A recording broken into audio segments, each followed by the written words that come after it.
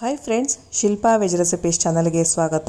ಇವತ್ತು ರೆಸಿಪಿನ ನಾನು ಮಾಡ್ತಾ ಇಲ್ಲ, ಸಾಗರದಲ್ಲಿ ಅಗ್ರಹಾರದಲ್ಲಿರುವಂತಹ ಅನಿಲ್ ಭಟ್ರು ಅವರು ಇವತ್ತು ರೆಸಿಪಿನ ಶೇರ್ ಮಾಡ್ತಾ ಇದ್ದಾರೆ. ಬ್ರೆಡ್ ಪಲಾವ್ ಮಾಡ್ತಾ ಇದ್ದಾರೆ. ತುಂಬ ರುಚಿಯಾಗಿ ಮಾಡ್ತಾರೆ ಇವರು ಅಡುಗೆಗಳನ್ನು. ಹಾಗಾಗಿ ಅವ್ರ ರೆಸಿಪಿನ ಇವತ್ತು ವಿಡಿಯೋ ಮಾಡಿ ಹಾಕ್ತಾ ಇದ್ದೀನಿ. ಜೊತೆಗೆ ಅವರು ಮೊಸರನ್ನ ಕೂಡ ಮಾಡಿದ್ದಾರೆ, ಅದನ್ನು ಕೂಡ ಶೇರ್ ಮಾಡ್ತಾ ಇದ್ದೀನಿ. ಫಸ್ಟ್ ನೋಡ್ತಾ ಇರ್ಬೋದು, ಶುಂಠಿ ಬೆಳ್ಳುಳ್ಳಿ ಪೇಸ್ಟ್ನ ಮಾಡ್ಕೊಳ್ತಾ ಇದ್ದಾರೆ. ತರಿತರಿಯಾಗಿ ರುಬ್ಕೊಳ್ಬೇಕು, ನೈಸಾಗಿ ರುಬ್ಬಾರ್ದು, ಈ ರೀತಿ ಇರಬೇಕು. ಸುಮಾರು ಒಂದು 1/4 kg ಶುಂಠಿ ಬೆಳ್ಳುಳ್ಳಿ ಪೇಸ್ಟ್ ಇದೆ.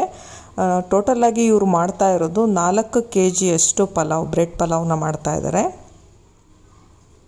ಈಗ ಬಾಣಲೆ ಇಟ್ಕೊಂಡಿದ್ದಾರೆ. ನೆಕ್ಸ್ಟ್ ಇಲ್ಲಿ ತರಕಾರಿಗಳನ್ನೆಲ್ಲ ಹೆಚ್ಚಿ ಇಟ್ಕೊಂಡಿದ್ದಾರೆ. ನೆಕ್ಸ್ಟ್ ಮೊಸರನ್ನ ಮಾಡಲಿಕ್ಕೆ 2.5 kg ಅಕ್ಕಿ ಬಳಸ್ಕೊಂಡು ಮೆತ್ತಗೆ ಅನ್ನ ಮಾಡಿ ಇಟ್ಕೊಂಡಿದ್ದಾರೆ. ಬಾಕಿ ಎಲ್ಲ ತರಕಾರಿ ಕೂಡ ಹೆಚ್ಚಿ ರೆಡಿ ಮಾಡಿ ಇಟ್ಕೊಂಡಿದ್ದಾರೆ. ನೆಕ್ಸ್ಟ್ ಪಾತ್ರೆಗೆ ಎಣ್ಣೆ ಹಾಕಿ ಇಟ್ಕೊಂಡಿದ್ದಾರೆ. 1 ಲೀಟ್ರಷ್ಟು ಎಣ್ಣೆ ಹಾಕಿದ್ದಾರೆ.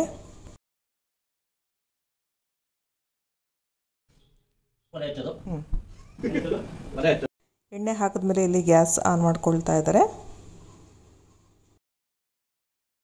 ಕಾಳುಮೆಣಸು ಒಂದು 3 ಸ್ಪೂನ್ನಷ್ಟು ಕಾಳುಮೆಣಸು ಹಾಕ್ತಾ ಇದ್ದಾರೆ. ಏಲಕ್ಕಿ ಒಂದು 2.5 ಸ್ಪೂನ್ನಷ್ಟು ಹಾಕ್ಕೊಳ್ತಾ ಇದ್ದಾರೆ 4 kg ಪಲಾವ್ಗೆ. ಎಷ್ಟು, 1 ಹಿಡಿ ಅಷ್ಟಾ? 4 kg ಪಲಾವು,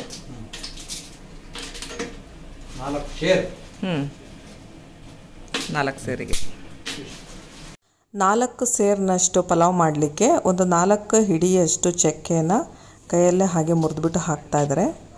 ಇವರು ಲವಂಗ ಆಗಲಿ ಅಥವಾ ಚಕ್ರ ಮೊಗ್ಗಾಗಲಿ ಯಾವುದನ್ನು ಕೂಡ ಬಳಸ್ತಾ ಇಲ್ಲ.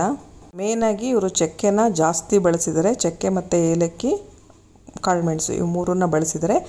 ನೆಕ್ಸ್ಟು ಬೀನ್ಸು, ಕ್ಯಾರೆಟು ಮತ್ತು ನವಿಲುಕೋಸು ಇದಿಷ್ಟನ್ನು ಉದ್ದುದ್ದವಾಗಿ ಹೆಚ್ಚಿಬಿಟ್ಟು ಹಾಕ್ಕೊಂಡಿದ್ದಾರೆ.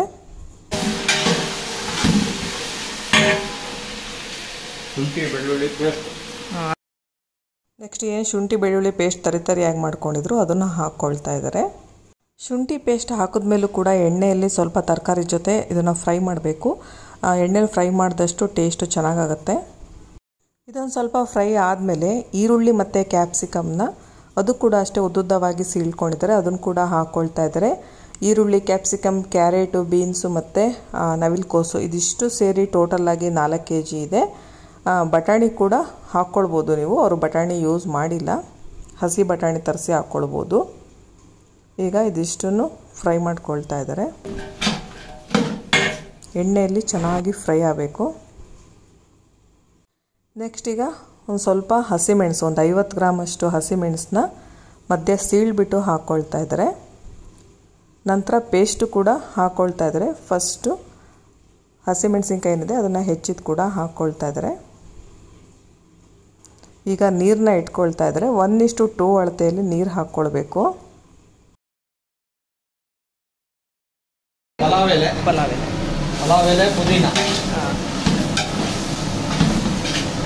ಪುದೀನ ಎಷ್ಟು, 1 ಕಟ್ ಹಾಕಿದ್ರ?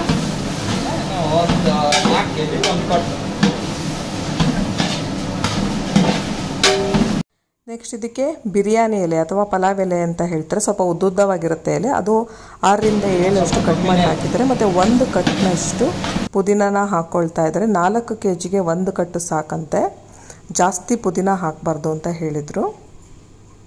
ನೆಕ್ಸ್ಟು ಹಸಿಮೆಣಸು ಪೇಸ್ಟ್ ಮಾಡಿಕೊಂಡು ಅದನ್ನು ಕೂಡ ಹಾಕ್ಕೊಳ್ತಾ ಇದ್ದಾರೆ. ಒಂದು 100 ಗ್ರಾಮಷ್ಟು ಹಸಿಮೆಣಸನ್ನ ಪೇಸ್ಟ್ ಮಾಡಿ ಹಾಕ್ತಾ ಇದ್ದಾರೆ. ಒಂದು 50 ಗ್ರಾಮಷ್ಟು ಹಸಿಮೆಣಸನ್ನ ಹೆಚ್ಚಿಬಿಟ್ಟು ಹಾಕಿದ್ರು. ಈಗ ಇದನ್ನು ಕೂಡ ಅಷ್ಟೇ ಎಣ್ಣೆಯಲ್ಲಿ ಸ್ವಲ್ಪ ಫ್ರೈ ಮಾಡ್ಕೊಳ್ತಾ ಇದ್ದಾರೆ. ನೆಕ್ಸ್ಟ್ ಇದಕ್ಕೆ ನೀರು ಹಾಕ್ಕೊಳ್ತಾ ಇದ್ದಾರೆ. 1:2 ಅಳತೆಯಲ್ಲಿ ಹಾಕ್ಕೊಳ್ತಾ ಇದ್ದಾರೆ. ಅಂದರೆ 4 ಸೇರು ಅಕ್ಕಿಗೆ 8 ಸೇರು ಅದೇ ಅಳತೆಯಲ್ಲಿ ನೀರು ಹಾಕ್ಕೊಂಡು ತರಕಾರಿ ಬೇಯಲಿಕ್ಕೆ ಒಂದು 2 ಸೇರಿನಷ್ಟು ಅಳತೆಯಲ್ಲಿ ಎಕ್ಸ್ಟ್ರಾ ನೀರು ಹಾಕ್ಕೊಳ್ಬೇಕು. ನೆಕ್ಸ್ಟು ಆ ಸೈಡು ಮೊಸರನ್ನಕ್ಕೆ ಶುಂಠಿ ತುರಿನ ಹಾಕ್ಕೊಂಡ್ರು. ಇಲ್ಲಿ ಪಲಾವಿಗೆ ನೀರು ಹಾಕ್ಕೊಳ್ತಾ ಇದ್ದಾರೆ ಅಳತೆ ಮಾಡಿಕೊಂಡು.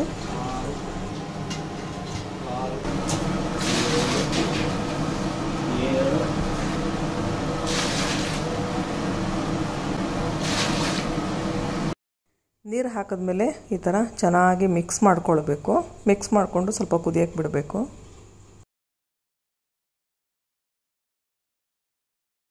ನೆಕ್ಸ್ಟು ಉಪ್ಪನ್ನು ಹಾಕ್ಕೊಳ್ತಾ ಇದ್ದಾರೆ. 2 ಹಿಡಿಯಷ್ಟು ಹಾಕಿ ಮೇಲೆ ಮತ್ತೆ ಸ್ವಲ್ಪ ಹಾಕ್ತಾ ಇದ್ದಾರೆ.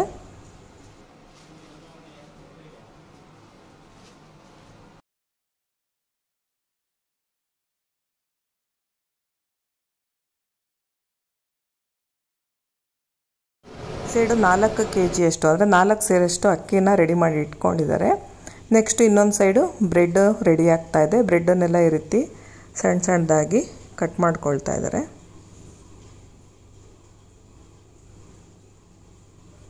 ಬ್ರೆಡ್ ಪಲಾವ್ ತುಂಬ ರುಚಿಯಾಗಿರುತ್ತೆ. ನಾವು ರೆಗ್ಯುಲರ್ ಆಗಿ ತಿಂತೀವಲ್ಲ ಆ ಪಲಾವ್ಗಿಂತನೂ ಈ ಪಲಾವ್ ಒಂಥರ ಒಳ್ಳೆ ಟೇಸ್ಟ್ ಆಗಿರುತ್ತೆ. ಇವರಿಲ್ಲಿ 4 kg ಪಲಾವಿಗೆ 3 ಪೌಂಡ್ನಷ್ಟು ಬ್ರೆಡ್ನ ಈ ರೀತಿ ಕಟ್ ಮಾಡಿ ಹಾಕ್ಕೊಳ್ತಾ ಇದ್ದಾರೆ.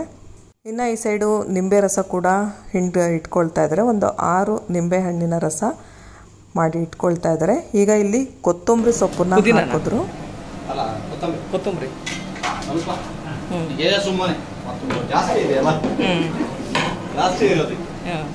ಒಂದು ಹಿಡಿಯಷ್ಟು ಕೊತ್ತಂಬರಿ ಸೊಪ್ಪನ್ನ ಪಲಾವಿಗೆ ಹಾಕ್ತಾ ಇದ್ದಾರೆ. ನೆಕ್ಸ್ಟ್ ಇನ್ನೊಂದು ಸ್ವಲ್ಪ ಕೊತ್ತಂಬರಿ ಸೊಪ್ಪನ್ನ ಮೊಸರನ್ನಕ್ಕೆ ಕೂಡ ಹಾಕ್ಕೊಳ್ತಾ ಇದ್ದಾರೆ ಆ ಸೈಡು. ಪಲಾವಿಗೆ ಅಂದರೆ ಇವರು ವೈಟ್ ಬ್ರೆಡ್ ಪಲಾವ್ ಮಾಡ್ತಾ ಇರೋದು, ಹಾಗಾಗಿ ಕೊತ್ತಂಬರಿ ಸೊಪ್ಪೇನು ಜಾಸ್ತಿ ಹಾಕೋದು ಬೇಡ ಅಂತೆ. ನೆಕ್ಸ್ಟು ಮೊಸರನ್ನಕ್ಕೆ ಕ್ಯಾರೆಟ್ ತುರಿನ ಹಾಕ್ಕೊಳ್ತಾ ಇದ್ದಾರೆ. ಒಂದು 3ರಿಂದ 4 ಕ್ಯಾರೆಟ್ನ ತುರಿದ್ಬಿಟ್ಟು ಹಾಕಿದ್ದಾರೆ. ನೆಕ್ಸ್ಟ್ ಈಗ ಆ ಸೈಡ್ ಬಾಣಲೆಯಲ್ಲಿ ಎಣ್ಣೆ ಹಾಕ್ಕೊಳ್ತಾ ಇದ್ದಾರೆ. ಮೊಸರನ್ನಕ್ಕೆ ಒಗ್ಗರಣೆ ರೆಡಿ ಮಾಡ್ಕೊಳ್ತಾ ಇದ್ದಾರೆ.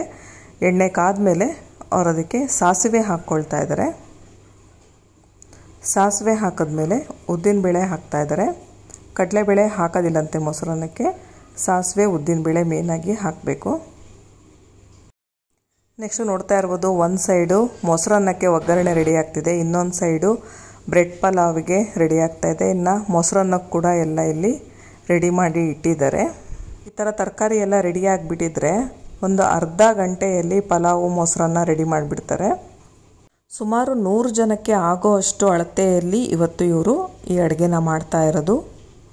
ನೀವೇನಾದರೂ ಇವ್ರ ಹತ್ರ ಅಡುಗೆ ಮಾಡಿಸ್ಬೇಕು ಅನ್ನೋದಾದರೆ ಇವರ ಕಾಂಟ್ಯಾಕ್ಟ್ ನಂಬರ್ನ ಡಿಸ್ಕ್ರಿಪ್ಷನ್ನಲ್ಲಿ ಹಾಕಿರ್ತೀನಿ. ನೀವು ಕೂಡ ಬೇಕಿದ್ರೆ ಇವರಿಗೆ ಕರೆ ಮಾಡಿದ್ರೆ ಅವರು ಅಲ್ಲಿ ಬಂದು ಆರ್ಡರ್ನ ತಗೊಳ್ತಾರೆ, ಬಂದುಬಿಟ್ಟು ಮಾಡಿಕೊಡ್ತಾರೆ.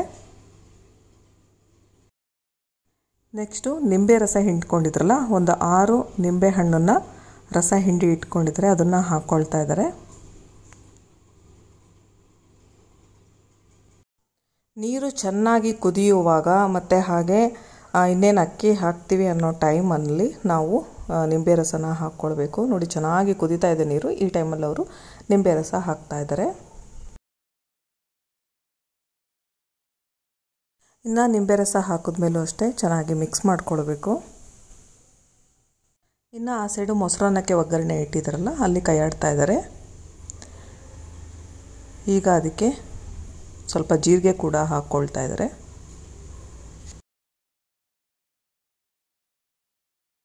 ಅಕ್ಕಿನ ಹಾಕೋದಕ್ಕೂ ಮುಂಚೆ ಉಪ್ಪು ಖಾರ ಹುಳಿ ಎಲ್ಲ ಪರ್ಫೆಕ್ಟಾಗಿದೆಯಾ ಅಂತ ಹೇಳಿ ಒಂದು ಸಲ ಟೇಸ್ಟ್ ನೋಡ್ತಾ ಇದ್ದಾರೆ. ಮತ್ತು ಇಲ್ಲಿ ಸಕ್ಕರೆ ಕೂಡ ಹಾಕ್ಕೊಳ್ತಾ ಇದ್ದಾರೆ. ಸಕ್ಕರೆ ಹಾಕೋದ್ರಿಂದ ಪಲಾವ್ ಟೇಸ್ಟ್ ಚೆನ್ನಾಗಾಗತ್ತಂತೆ. ಜಾಸ್ತಿ ಕೂಡ ಹಾಕಬಾರ್ದು. 4 kgಗೆ ಒಂದು 4 ಸ್ಪೂನು, ಒಂದು 5 ಸ್ಪೂನ್ನಷ್ಟು ಸಕ್ಕರೆ ಹಾಕ್ಬೋದು ಅಂತ ಹೇಳಿದ್ರು. ಈಗ ನೆಕ್ಸ್ಟ್ ಆ ಸೈಡು ಮೊಸರನ್ನಕ್ಕೆ ಒಗ್ಗರಣೆ ಕೂಡ ರೆಡಿ ಆಗ್ತಾ ಇದೆ.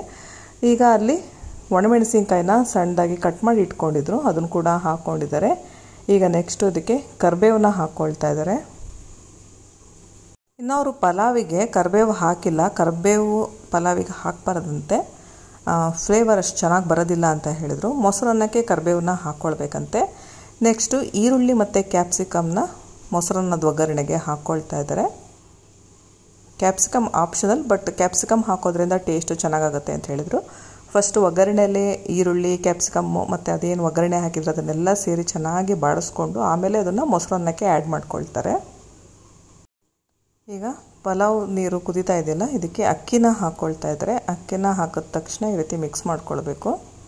4 kgಯಷ್ಟು ಅಕ್ಕಿನ ರೆಡಿ ಮಾಡಿ ಇಟ್ಕೊಂಡಿದ್ರು, ಅದನ್ನು ಹಾಕ್ತಾ ಇದ್ದಾರೆ. ಇನ್ನು ಅಕ್ಕಿನ ಹಾಕಿದ್ಮೇಲೆ ಮಧ್ಯೆ ಮಧ್ಯೆ ಈ ರೀತಿ ಕೈಯಾಡ್ತಾ ಇರಬೇಕು, ಇಲ್ಲಾಂದರೆ ತಳ ಹಿಡಿಯುವಂತಹ ಚಾನ್ಸಸ್ ಇರುತ್ತೆ. ಜೊತೆಗೆ ಆ ಸೈಡು ಮೊಸರನ್ನಕ್ಕೆ ಏನು ಒಗ್ಗರಣೆ ಹಾಕಿದಾರಲ್ಲ ಅದನ್ನು ಕೂಡ ಕೈಯಾಡ್ಕೊಳ್ತಾ ಇದ್ದಾರೆ.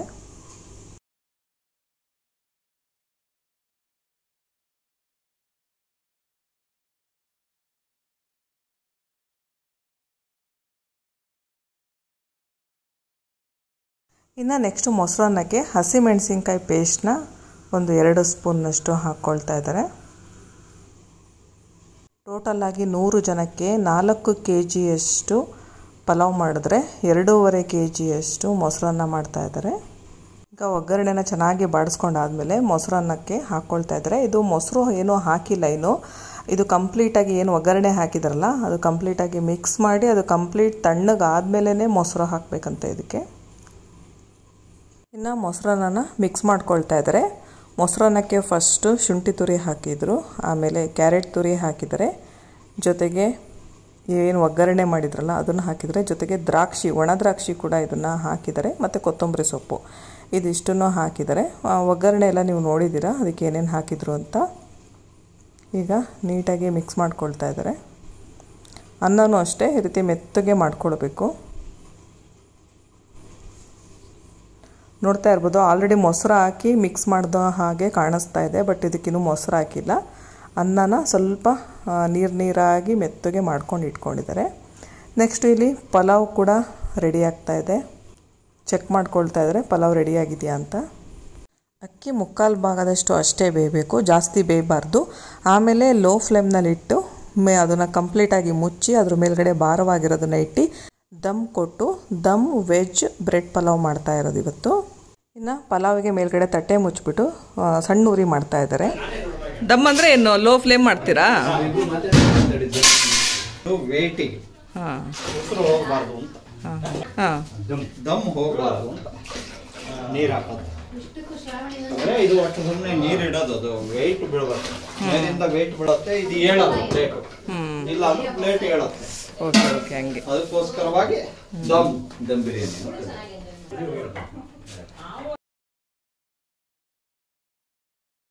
ಬಂದಾ? ಇನ್ನು ಮುಟ್ಲಿಕ್ಕೂ ಇಲ್ಲ ಎತ್ತಲಿಕ್ಕೂ ಇಲ್ಲ. 10 ನಿಮಿಷ ಸ್ಟವ್ ಆಫ್ ಮಾಡಿ 10 ನಿಮಿಷ ಆದಮೇಲೆ ವೆಜ್ ದಮ್ ಬ್ರೆಡ್ ಪಲಾವ್ ರೆಡಿಯಾಗಿದೆ. ಈಗ ಇದನ್ನು ಸಪ್ರೇಟಾಗಿ ಇಟ್ಕೊಳ್ತಾ ಇದ್ದಾರೆ. ಈಗ ಇದನ್ನು ಒಂದು ಸಲ ಮಿಕ್ಸ್ ಮಾಡ್ಕೊಳ್ತಾ ಇದ್ದಾರೆ.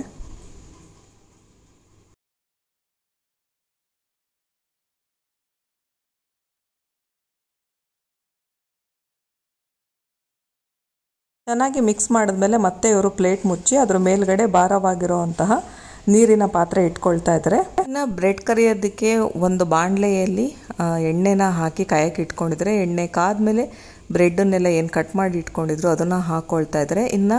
ಇನ್ನೊಂದು ಸೈಡು ಜಾಲ್ರಿ ಪ್ಲೇಟ್ನ ಇಟ್ಕೊಂಡಿದ್ದಾರೆ, ಕೆಳಗಡೆ ಬಾಣಲೆ ಇಟ್ಕೊಂಡಿದ್ದಾರೆ. ಯಾಕಂದರೆ ಕರ್ದಿರೋ ಅಂತಹ ಬ್ರೆಡ್ನೆಲ್ಲ ಅದರಲ್ಲಿ ಹಾಕಿದ ತಕ್ಷಣ ಅದು ಕಂಪ್ಲೀಟಾಗಿ ಎಣ್ಣೆ ಇಳಿಬೇಕು, ಆವಾಗೇ ಅದು ಕ್ರಿಸ್ಪಿಯಾಗಿ ಚೆನ್ನಾಗಾಗೋದು. ಇಲ್ಲ ಅಂದರೆ ಎಣ್ಣೆ ಅದರಲ್ಲಿ ಉಳ್ಕೊಂಡ್ಬಿಡ್ತು ಅಂದರೆ ಮೆತ್ತಗಾಗತ್ತಂತೆ. ಹಾಗಾಗಿ ಈ ರೀತಿ ನಾವು ಕರೆದ ತಕ್ಷಣ ಈ ಥರ ಜಾಲ್ರಿ ಇರೋ ಅಂಥದ್ರಲ್ಲಿ ಹಾಕಿ ಎಣ್ಣೆ ಎಲ್ಲ ಕಂಪ್ಲೀಟ್ ಹೋಗೋ ಹಾಗೆ ನೋಡ್ಕೊಳ್ಬೇಕು.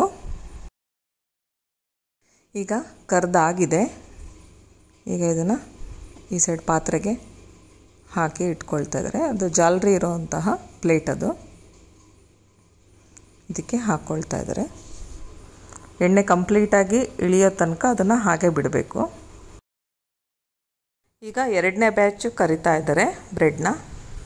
ಈ 2ನೇ ಬ್ಯಾಚ್ ಕರಿಯೋ ಅಷ್ಟರಲ್ಲಿ ಈ ಸೈಡ್ ಏನು ಫಸ್ಟ್ ಬ್ಯಾಚಿಂದ ಹಾಕಿದ್ರಲ್ಲ ಅದರಲ್ಲಿರೋವಂತಹ ಎಣ್ಣೆ ಎಲ್ಲ ಆ ಬಾಣಲೆಗೆ ಇಳ್ಕೊಂಡಿರುತ್ತೆ.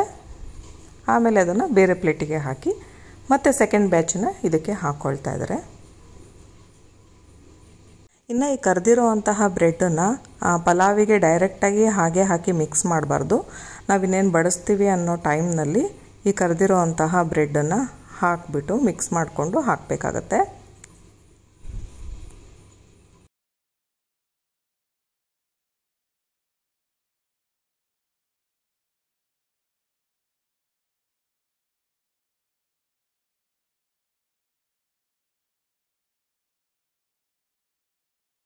ಈಗ ನೆಕ್ಸ್ಟು ಮೊಸರನ್ನಕ್ಕೆ ಸಣ್ಣದಾಗಿ ಕಟ್ ಮಾಡ್ಕೊಂಡಿರೋ ಅಂತಹ ಈರುಳ್ಳಿನ ಹಾಕ್ಕೊಳ್ತಾ ಇದ್ದಾರೆ. ನೆಕ್ಸ್ಟ್ ಇದಕ್ಕೆ ಟೊಮೊಟೊ ಹಾಕ್ತಾ ಇದ್ದಾರೆ. ಟೊಮೊಟೊನೂ ಕೂಡ ಅಷ್ಟೇ ಸಣ್ಣದಾಗಿ ಕಟ್ ಮಾಡಿ ಹಾಕ್ತಾ ಇದ್ದಾರೆ. ಇದು ಆಪ್ಷನಲ್, ಇಲ್ಲ ಅಂದರೆ ದಾಳಿಂಬೆ ಕೂಡ ಹಾಕ್ಬೋದು. ದಾಳಿಂಬೆ ಇಲ್ಲ, ಹಾಗಾಗಿ ಅದ್ರ ಬದಲಿಗೆ ಟೊಮೊಟೊ ಹಾಕ್ಕೊಳ್ತಾ ಇದ್ದಾರೆ. ಇದು ಒಂಥರ ಡಿಫ್ರೆಂಟಾಗಿ ಚೆನ್ನಾಗಿತ್ತು. ಇನ್ನು ನೆಕ್ಸ್ಟು ಮೊಸರು ಹಾಕ್ಕೊಳ್ತಾ ಇದ್ದಾರೆ. ಇನ್ನು ಆ ಸೈಡು ಮೆಣಸಿಕಾಯಿ ಬಜ್ಜಿ ಕೂಡ ರೆಡಿ ಆಗ್ತಾ ಇದೆ. 2.5 kg ಮೊಸರನ್ನ ಮಾಡೋದಕ್ಕೆ 2.5 ಲೀಟ್ರಷ್ಟು ಮೊಸರನ್ನ ಬಳಸಿದ್ದಾರೆ ಇವರು.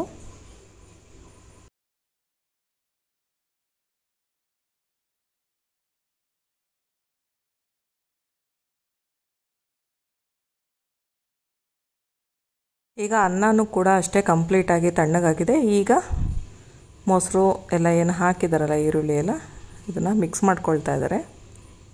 ಇದಕ್ಕೆ ಉಪ್ಪನ್ನು ಕೂಡ ಹಾಕ್ಕೊಂಡಿದ್ದಾರೆ. ರುಚಿಗೆ ಎಷ್ಟು ಬೇಕೋ ಅಷ್ಟು ನೋಡಿಕೊಂಡು ಉಪ್ಪನ್ನು ಹಾಕ್ಕೊಳ್ಬೇಕು. ಇವರು 1.5 ಹಿಡಿಯಷ್ಟು ಉಪ್ಪನ್ನು ಹಾಕಿದ್ದಾರೆ. ಈಗ ಉಪ್ಪೆಲ್ಲ ಹಾಕಿದ್ಮೇಲೆ ಮಿಕ್ಸ್ ಮಾಡ್ಕೊಳ್ತಾ ಇದ್ದಾರೆ.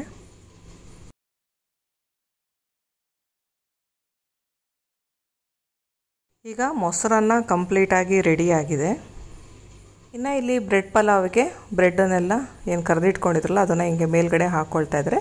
ಬಡಿಸುವಾಗ ಇದನ್ನು ಮಿಕ್ಸ್ ಮಾಡಿಕೊಂಡು ಬಡಿಸ್ತಾರೆ. ಮೊಸರನ್ನ ಹಾಗೆ ಬ್ರೆಡ್ ವೆಜ್ ಪಲಾವು ಈಗ ರುಚಿಯಾಗಿ ರೆಡಿಯಾಗಿದೆ. ನೀವು ಕೂಡ ಈ ರೆಸಿಪಿನ ಮಿಸ್ ಮಾಡದೆ ಟ್ರೈ ಮಾಡಿ. ನಿಮಗೆಲ್ಲ ಈ ವಿಡಿಯೋ ಇಷ್ಟ ಆಯಿತು ಅಂದರೆ ಲೈಕ್ ಮಾಡಿ, ಶೇರ್ ಮಾಡಿ ಹಾಗೂ ಸಬ್ಸ್ಕ್ರೈಬ್ ಮಾಡಿ. Thank you friends.